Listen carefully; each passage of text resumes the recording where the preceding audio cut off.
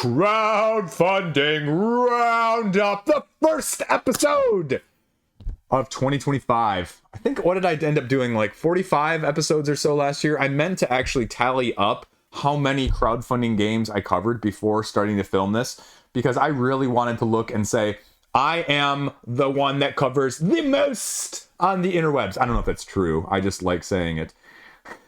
I'm gonna get myself in trouble here. What else is new, right? 2025 starting off just like 2024 ended. But we're talking crowdfunding. We are back, and we're going to talk about the games that are out this week. We have a couple bigger ones and a couple things of note already of RPGs. Yeah, there's a reason you've seen people dabble into RPGs, folks. On crowdfunding even, that's where a ton of money is. And board games are a relatively small niche comparatively even to RPGs. And so I'm really surprised some big channels haven't done more of that at this point as well. So, if any large RPG channel wants to invite me to, do some of that on their channel, you'll hit me up in the comment section down below, email me, I don't know, whatever we're talking about here. Patreon me, because I'm going to help you figure out whether or not you need to back stuff or what is right to back. So if you want more thoughts, you want more of everything, hit me up. And then we go. Yeah, we're starting with Foxpaw. I put my video out earlier this week. This is Harry frickin' Potter, the worker placement game. It is highly interactive, but it's not going to be highly interactive in necessarily the ways you're thinking, and that's the main key point here. $200,000, awesome looking meeples, little wands that you actually are forced to make little directions with, either, up or at or down as part of the dueling over this 4 or potentially more usual 5 round length game. And what you're doing essentially is you're placing your workers out there in one of the areas of the castle-ish, we'll call it, right? The Hogwarts-esque.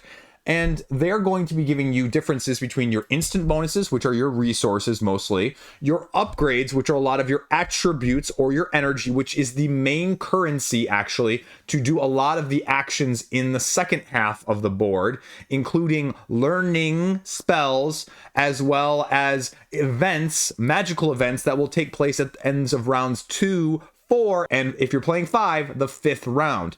So those are going to be some combination of those attributes and energy, but they're done in a little bit different way in how you're going to be doing that, because you're going to be having mischief cards, you're going to be having like curse cards, you're going to be having spell cards, and all of these cards and decks and teachers are going to be interchangeable. The twist on the worker placement in this game is you're going to have a spot on the middle of the board here where you're changing those attributes, trying to make your character more able to do certain other things. And the tricky part is there's going to be several spaces, and for every space below you, you can pay extra energy to get +1 stat, essentially. So if there's 3 spaces below you, you can get +3 to that instead of just 1. But if there's someone below you, then they have all the empty spots. So you can't do it. So timing becomes important. The other aspect is, in this worker placement game, you have to go to bed. And so there are 2 worker placement spots on the map down here towards the bottom middle. One of them is the bedroom. The other one is sort of the Midnight City. And so if you go to the Midnight City, you don't get as much energy. I already told you that energy is the most important resource of anything, but you get these fun little bonuses and mischief cards, which are going to give you unique bonuses and other ways of interacting and things like that going to bed regularly won't. But going to bed regularly is also the most important thing, because sleep is so important thematically. And that's because it determines the round initiative order, but it also is the tiebreaker for everything else in the game. So that's where it becomes important. The dueling is also going to be a little bit, I think, either for you or against you, because you're taking 2 of the schools that are dueling on a round by round basis, and you have to decide sort of that prisoner's dilemma situation, or whatever it's called, right? Where you either both share it, you both attack each other trying to steal it, or one person shares and one person steals, or you just completely fold and decide you don't want it at all. And so you have a potential couple different outcomes, but you're blindly doing it before you show each other. And the people that aren't involved in the duel actually get to bet on the duel as well. So that's also how you potentially get rid of some of those curse cards, is you do the motion that is not the benefit that you want when you're dueling, but allows you to match the symbology on the curse cards that you have that allows you to then discard them. Each of your houses has an asymmetric ability you can choose to follow in your forebearers' footsteps and get a bonus one way, but if you choose not to, you get a bonus the other way. One asymmetric ability and starting resources, or two asymmetric abilities with these character cards if you follow one of the suits or the houses, factions, whatever you want to call them, on there. Teachers are manipulatable. Teachers have the potential to, depending on their love or their hate for your particular house, double the amount of curse cards you're getting on a turn-by-turn basis, or nullify them, essentially, make you not get any when you would potentially need to draw them. It is, though, a 3 to 5-ish player game. If you play with 2, there is an automa system that you are having to include, so just be aware. That's probably the other biggest caveat that I would put out at this game. This is all the card play that you're getting. Prophecies are another way of bonus, sort of endgame missions, if you will, but they're sort of mid-game as well. You're scoring victory points overall in order to win over these 4 to 5 rounds, but you're getting house points in the meantime, because house points will score victory points after each round that they do that. Not every round, but each time they would do that. And victory points are harder to come by. The most prophecy cards fulfilled gets you victory points. These stars are the school points, the individual faction points. So that's another way that you're going to be sort of balancing it out. There you go. Everything else to go along with it. I've given you the shortest, best synopsis I can in this amount of time. The Lost Roots expansion is the thing that I wasn't able to talk about. And it offers, I believe, a new faction that you can see here, as well as a solo mode, I believe, as well. So that's kind of what you're getting. I'm hoping that they've got some other gameplay content. And you know what? It's actually really freaking good price. That is much better than I expected. They didn't tell me what it's going to be. So $47 for the core game and stretch goals, and expansion for $68. That is impressive, actually. With all of the crowdfunding inflation, see what I did there, going on nowadays, that's really good. And this is the little pledge thing here that you get all of their deluxe games for life for the rest of your life. And it looks like it's completely sold out at the time of me doing this. So yeah, you can pay $1,000. Holy cow. Holy cow. I mean, that's a lot of money. It's, the strategist pledge from Chip Theory, only boom. So yeah, I mean, it's solid, but is it going to be exactly fitting for you? And let's see what we've got here for the stretch goals. What was I wondering about? Okay, magical beasts. I didn't mention those. Those are the best part of the game because they're asymmetric workers that you gain and lose. I kind of wish you got more of them. And everything else is on this page about how to play. I'm sure the rule book is on here because I had a rule book and it wasn't, difficult to learn at all. It was very well put together and I was impressed by that. So everything you need to know is on the page, and some other video content from people smarter than me. So take that for what you will. Timeline's on there. What's the timeline in for this one, actually? Wow, this year. And that makes sense. This was a relatively complete game, so I'm not surprised by that by any means. And we'll go back up to the top, and there you go. First up in the 2025's Foxpaw, killing it, $200,000. Now then, this is what I was alluding to at the beginning of the video, right? Batman from Monolith, the Gotham City Chronicles RPG, Skyline Edition. So do you want to use those miniatures for something else? Or can we sell other people that don't need miniatures for games? Can we sell them on that? So quick starts right there. Core, adventure, slipcase. Again, this is something that I'd love to do. But, with all the other stuff, it'd be something that I would want to go and show up, not run. And I'd love to do it, right? Get me on some big channel and make me, do it that way and have me make fun of myself and, just be crazy and fun. I could do that totally, RPG style. In case you can't tell, I would be totally good at that. And in case you were curious, like all these RPG channels are like much bigger than most board game channels. So I'm not kidding about that in coverage and desire and want. But again, it's RPG, it's Batman, it's Monolith. So I just wanted to point that out and say Monolith also recently announced their upcoming lineup for 2025, which is going to get us several games that you've seen from them before, including Reichbusters, which is coming back, I think, later in 2025 as well. Nova Roma, Multilingual Edition, and they just ran this previously elsewhere on crowdfunding last year, so I'm not really going to cover this one. Multilingual, because the other one was like only a Europe version. It's a Stan Kordowski game. It's the, you get columns and rows and you put your worker out there and it determines what you get on this grid-based system. They upgraded things. They upgraded the player boards. They upgraded some of the art content to go along with it. And it's going to be coming to you soon. So right? It's going to be, whoa, holy crap, I wasn't kidding about that. I didn't actually look at this beforehand. March 2025. So they're just like piggybacking off of the other one. It's one of those dual second run campaigns on a different site, if nothing else. So, I mean, that's a pretty good price for the multilingual upgraded edition.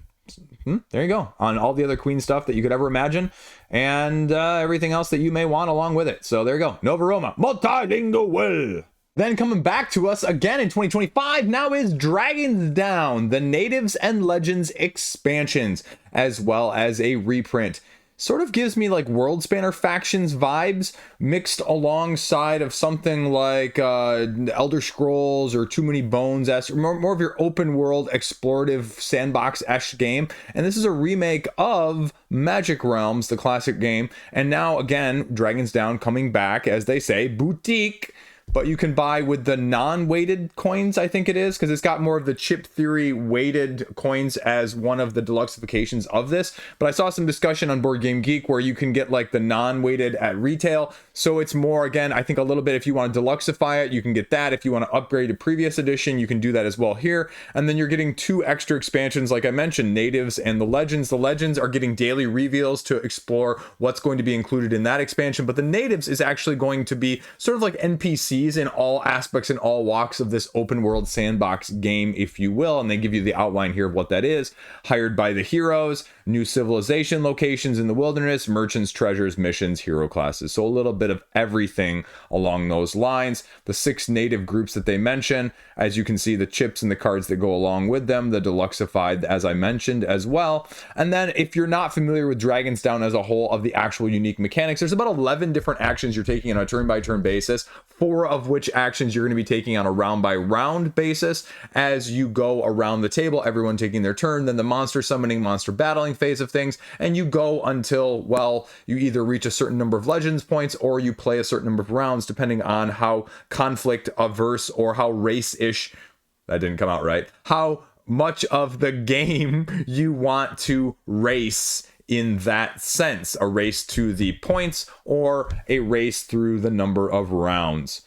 That's what you're doing. That's what you're getting here. It's a 36-page rule book, but it's relatively intuitive of the mechanisms that you're going to be taking as you're hiding, exploring, searching, moving, equipping, unequipping, battling, using a dice-based combat system when you're revealing or dealing with events where you roll 2 dice and you take the worst outcome on the die. But then you're also going to be using cubes in order to mitigate and add or, potentially evade or aid in your events, actions, combats, battles along the way, in order to, well, optimize and strategize. So everything that you want to see from an overarching fantasy type game is there. And it gives more of the World Spanner vibes if we pull up the rulebook here with the hex-based grid system as you're building it, building all of your decks, having more of the overarching dungeon crawl style feel with your individual player boards and the equipment that's going to be along with that as your hero selecting and giving them asymmetry. The dice aspects I mentioned there, the terrain that you're going to be going across, the map tiles you're going to be revealing, and then your heroes that you're going to be utilizing with their asymmetric abilities, class and race,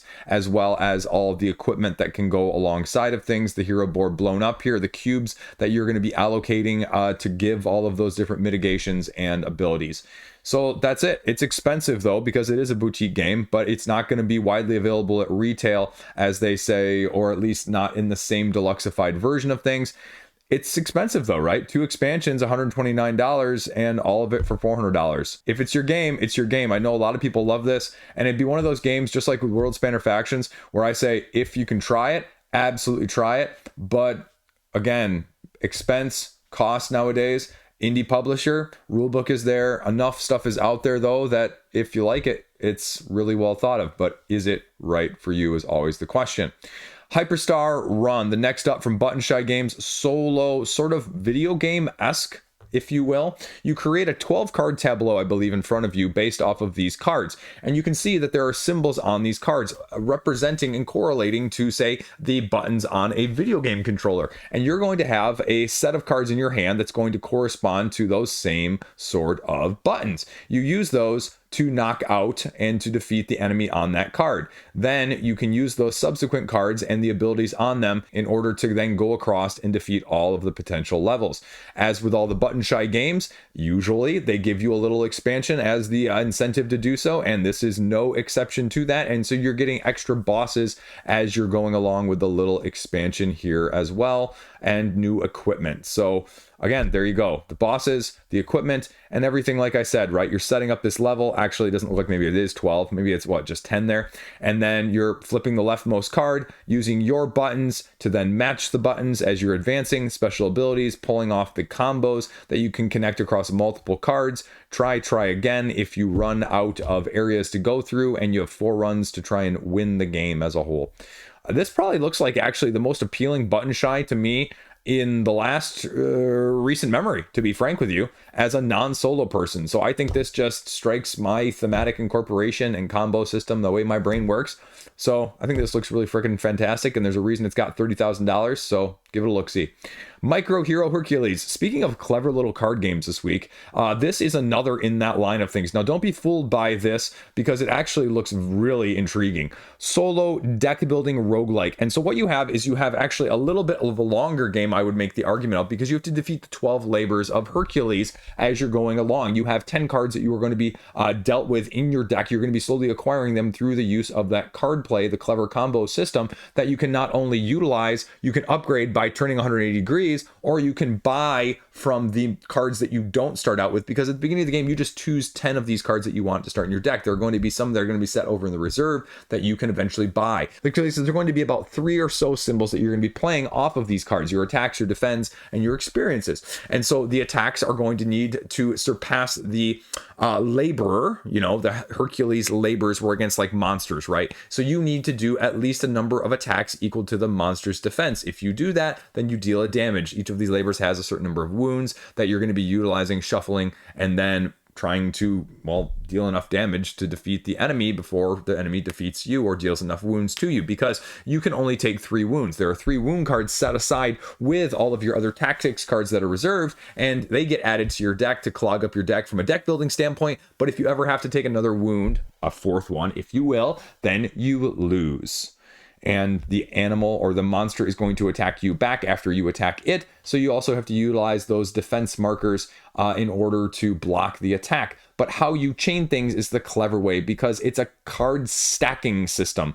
The more cards you stack on each other, the 5 that you're laying out, it matters because it activates the ones above it as you're going along, or it increases the values of the ones that are either above it or below it. And so the order in which you play those cards on a turn-by-turn basis matters. Then you use those experience cards before the boss attacks you back to buy some of the other ones that you don't have, to upgrade one of the ones that you do have. The top one on the discard pile gets turned 180 degrees, or you can use that experience to instead take that card that you may have just upgraded, and instead of having it be stuck in your discard pile, you can then flip it and put it on top of your deck. But this is where orientation really matters, because you have to keep them oriented the same way, because that's the orientation of which ones are powered up and which ones aren't. It's a pay what you want, and I would argue that if this is really trying to go through more than a couple of these labors, and if you have to get through 12 of these labors, it could take you an hour or two. So I can easily see how it would last 20 to 240 minutes.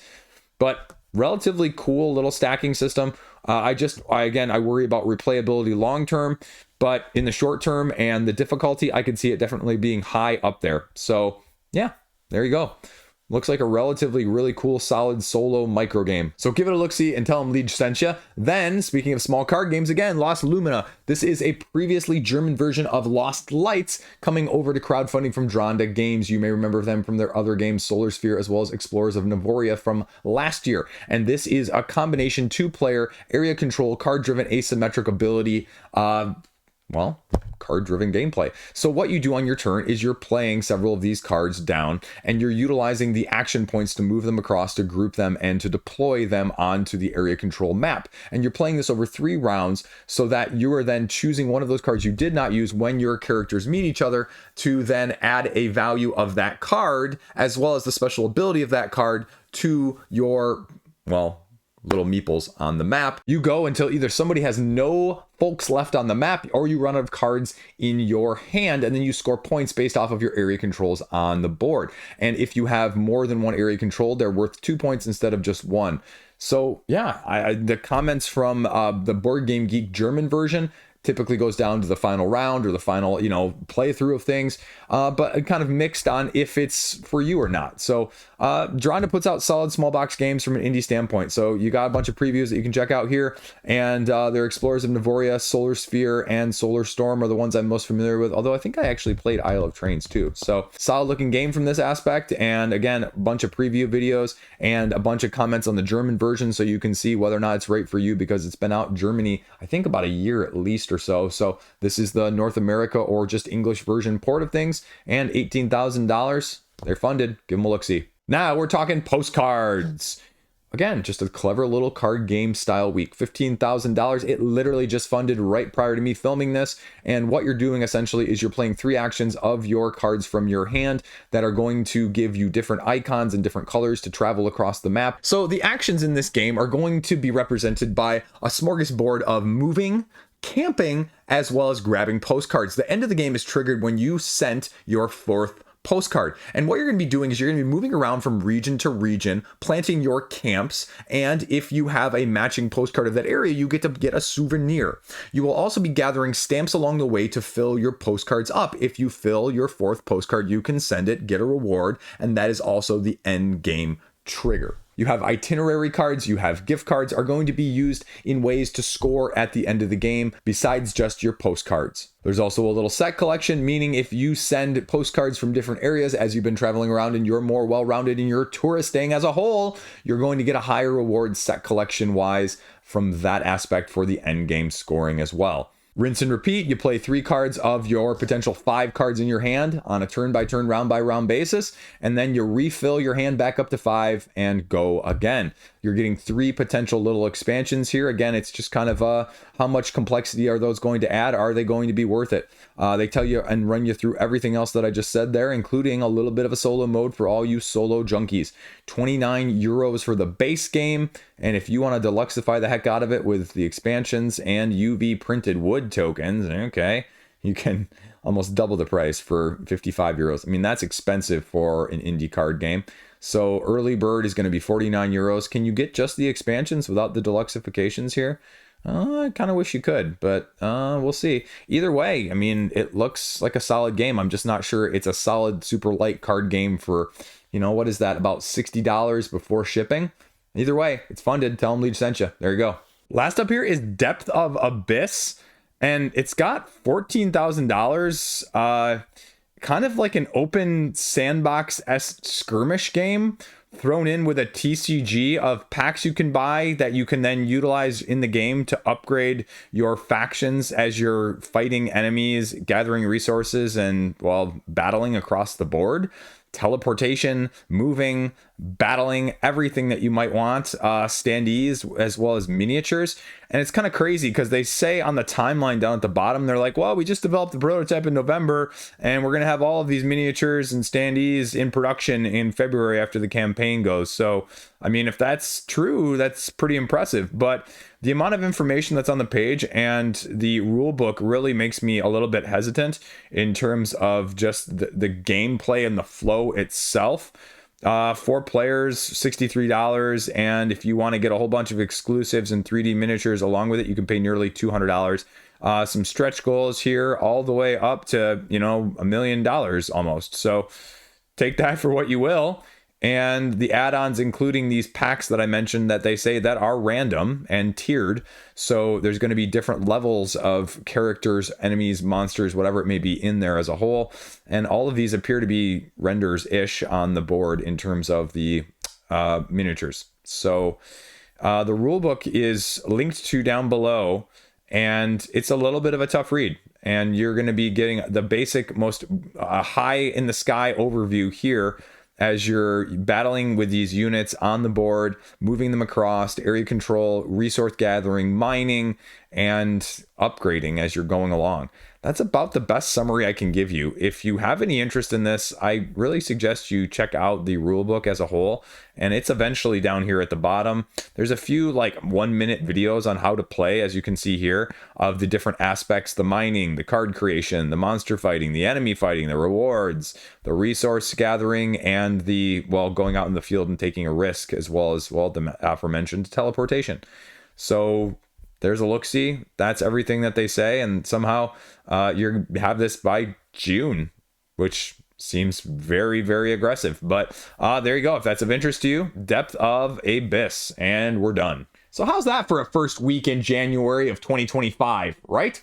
And I'm going to probably cover this in a separate video, but I'm going to go sit down after this video and calculate how many games I actually covered. Well, how many campaigns and such that I covered last year. Any estimates? Let me know in the comment section down below without cheating. What do you think? Was I over or under, let's say 750, right? Closest person to guess gets a star, if you will. I don't know. We got a action-packed rest of January as well. I'm expecting Massive Darkness to be going sometime soon. I will be having a video out for next week's launch of Yummy 2. Yeah, you know it. As well as a few other things. I got a few other retail copies that I need to talk about, and a few reviews to do along the way. There will be another multi-game review hopefully out in the next week or so as well, depending on how my weekend goes. One of the kids has 2 soccer games, one of them has none. We're kind of pissed because it's not an even amount of soccer games between the 2 kids, even though they're in same organization but different age levels. And we're like, what the hell? Come on, really? So anyway, like, I'm doing soccer on Saturday and my wife's doing baby shower, so it's like simultaneous kid watching. But then the kids' soccer games, the same kid, 9 and 11. So I'm like it's half an hour away, so you can't drive back and forth, so we're just gonna be like chilling in between. So that's my weekend, and that's what I got going on. And I got some new tier listing videos. I am finishing up the edits on my first reaction video as well, and the expansions and the arriving crowdfunding of this year. So all of that rolled into what's super hot on my wishlist obsession. What did I get played at the end of the year? My top 10 games of the year, which will hopefully be coming out next week as well. So tons of stuff. I got to choose what to edit, what to do, and what to get out. Probably that top 10 should really be out soon, because I'm, again, like I said in the other video, about 6 cents and 3 months behind everybody else. So I'm trying not to be a full 3 months with this one. But there you go. Let me know. Comments, questions, concerns down below. This is helpful for you. And you want to know a little bit more? Patreon. Help me, help you. Helping you save money. Stay classy. Have a great freaking fantastic day. Sub it if you're not.